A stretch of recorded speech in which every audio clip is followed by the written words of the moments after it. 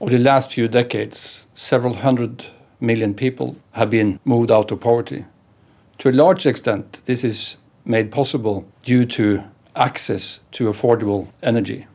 We know that billions of people today do not have access to electricity.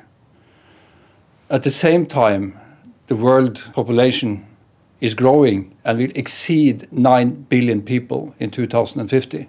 And we know that it's almost a one-to-one relationship between the growth in population and the use of energy. On top of that, we have the climate challenge, the CO2 emission challenge. And we know that the more people prosper, the more people we are on the earth, the more energy we use and the more CO2 emissions we are producing. Therefore, we have to solve the dual challenge of providing more access to energy and at the same time reduce the CO2 emissions.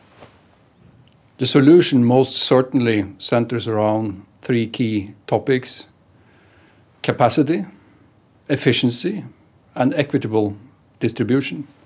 I believe that natural gas is a very important part of the capacity issue because we have access to a lot of gas, and by replacing coal with gas in electricity production, we will immediately reduce CO2 emissions. Reduced gas flaring is a huge opportunity for the world. It can contribute significantly in terms of energy access, in terms of energy efficiency, but also in terms of the environment. Only by reducing gas flaring in Africa, we can contribute almost 50% of the current energy usage in the electricity sector in Africa. The industry has worked with the World Bank for a decade to reduce gas flaring, and we have made significant progress.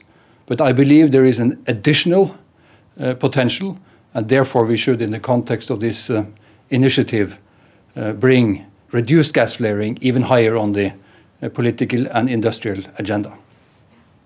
If we can provide sustainable energy for all, billions of people will be provided a ticket to a better future.